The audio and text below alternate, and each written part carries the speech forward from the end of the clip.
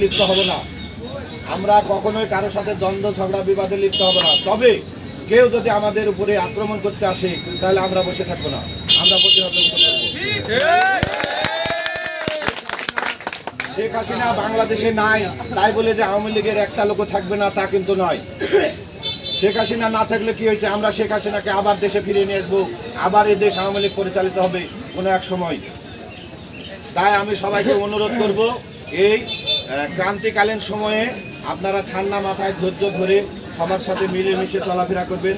কারোর সাথে দ্বন্দ্ব ঝগড়া বিবাদ তর্ক বিতর্ক এগুলো করতে যাবেন না।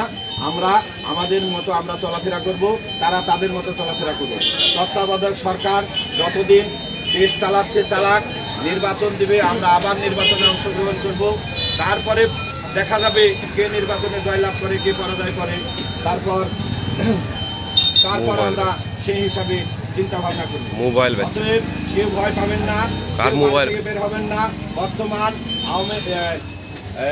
সেনাপ্রধান তিনি, আপনারা অনেকে খবরে শুনেছেন, বর্তমান সেনাপ্রধান ডিক্লার দিয়েছে যে আপনারা কেউ ভয় পাবেন না, কোনো রাজনৈতিক দলের উপরে আক্রমণ চালাবেন না, কোনো লণ্ঠন হামলা ডাকাতি মামলা মারামারি রাহাজানি কেউ করবেন না। যদি কেউ করে থাকেন তাদের বিচার হবে।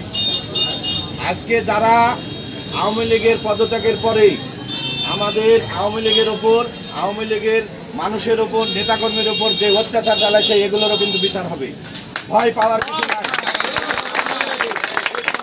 সরকারের আমলে বিচার হবে, কোনো সরকারের আমলে না। কারণ আপনারা খবরে দেখে থাকেন যে সমন্বয়কারীরা, বৈষম্য বিরোধী সমন্বয়কারীরা, তারা এই দেশ সংস্কার করার জন্য দায়িত্ব নিয়েছে, দেশের দুর্নীতি দূর করার জন্য দায়িত্ব নিয়েছে। তারা এখনো বলতেছে আমরা দল মত চিনি না, আমরা বাংলার মানুষের কাছে তাদের ভোটাধিকার, তাদের সকল অধিকার, মৌলিক যে 5টি অধিকার, এই অধিকার তাদের পৌঁছাই দেব। সেই অধিকার আমরা পৌঁছাই দিব, তারপরে নির্বাচন দিব। অতএব কেউ বাড়াবাড়ি করবেন না, কেউ লাফালাফি করবেন না। আমাদের আওয়ামী লীগের কর্মীর উপরে কেউ একটা বাড়ি ফেলবেন না। যদি একটা বাড়ি ফেলেন আমাদের আওয়ামী লীগের কর্মী 10টা বাড়ি ফেলবে।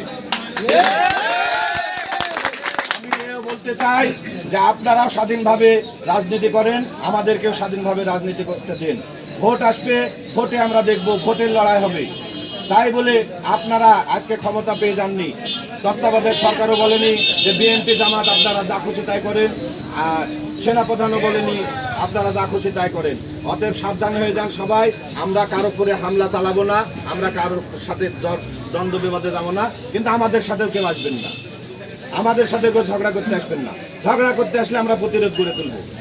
এতে কি হবে, আমাদের এলাকার খুন খারাপই হবে, আমরাই ক্ষতিগ্রস্ত হব।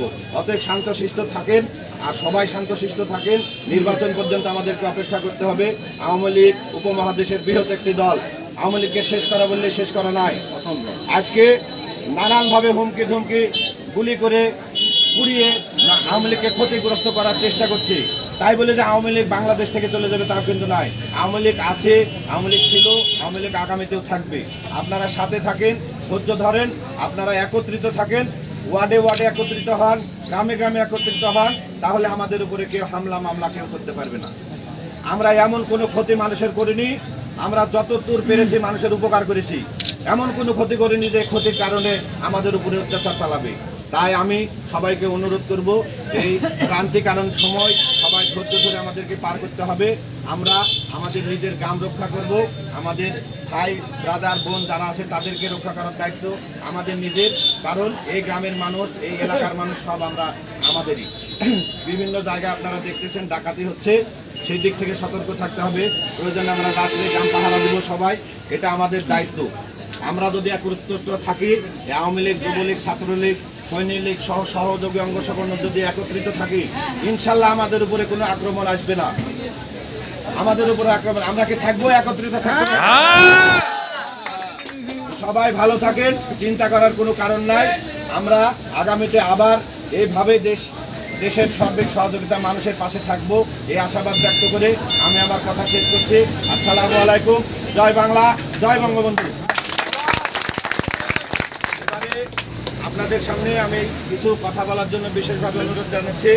চান্দুরিয়া ইউনিয়ন আওয়ামী লীগের সিনিয়র সহ সভাপতি মোহাম্মদ হাবিবুর রহমান ভাই। আসসালামু আলাইকুম। বর্তমান